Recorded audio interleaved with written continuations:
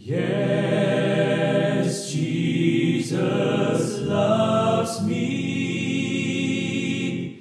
Yes, Jesus loves me. Yes, Jesus loves me. The Bible tells me so. Selamat pagi jemaat yang terkasih dalam Tuhan. Renungan kita hari ini terambil dari 1 Korintus 9 ayat 1 sampai 18. Paulus dalam suratnya kepada jemaat di Korintus menjelaskan apa yang menjadi haknya. Sebagai rasul, ia berhak menerima pemberian atau tunjangan dari jemaat. Tapi dia tidak melakukan itu. Karena bagi Paulus, pelayanan itu adalah sebuah keharusan, sebuah kewajiban. Dan Paulus dalam pelayanannya berfokus pada Tuhan. Artinya, apapun yang dia lakukan, yaitu dalam pelayanannya, semuanya dilakukan untuk Tuhan. Dia melakukan semua itu demi Injil, yaitu berita tentang Yesus Kristus. Karena dia menyadari akan statusnya di hadapan Tuhan. Dia menyadari siapa dirinya di hadapan Tuhan. Dia adalah orang yang dulunya tidak mengenal Kristus. Tapi karena anugerah daripada Tuhan, dia boleh mengenal Yesus Kristus sebagai juru selamat dalam hidupnya. Dia menerima anugerah keselamatan. Dia boleh selamat.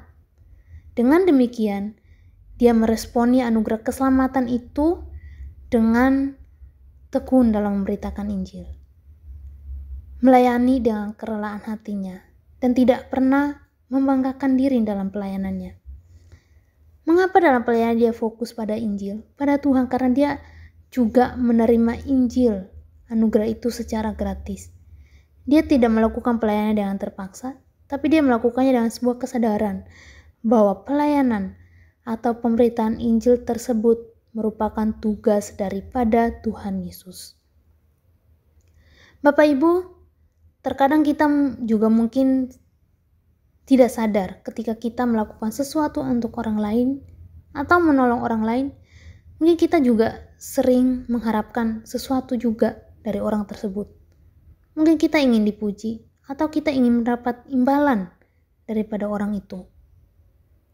Atau ketika kita melayani di gereja, kita mungkin ingin mendapatkan sesuatu karena kita sudah melakukan sebuah pelayanan. Misalnya kita ingin dihargai, ingin dipuji.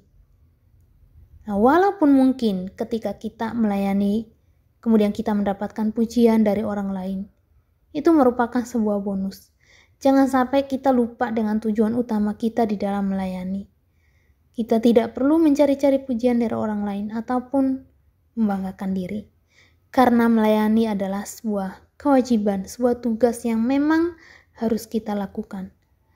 Mari kita belajar dari Paulus.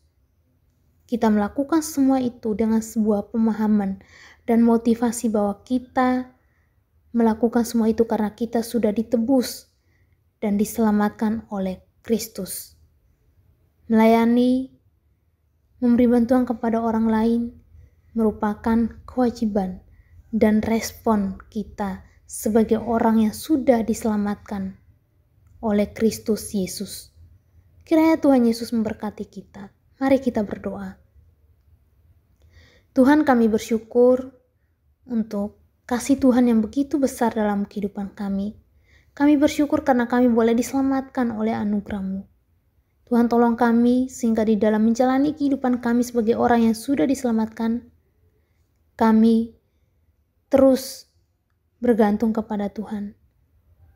Di dalam kehidupan kami ketika kami melayani, ketika kami melakukan sesuatu untuk orang lain, kami melakukan semua itu dengan motivasi yang benar.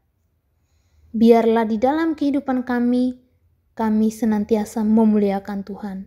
Dalam nama Tuhan Yesus Kristus kami berdoa. Amin.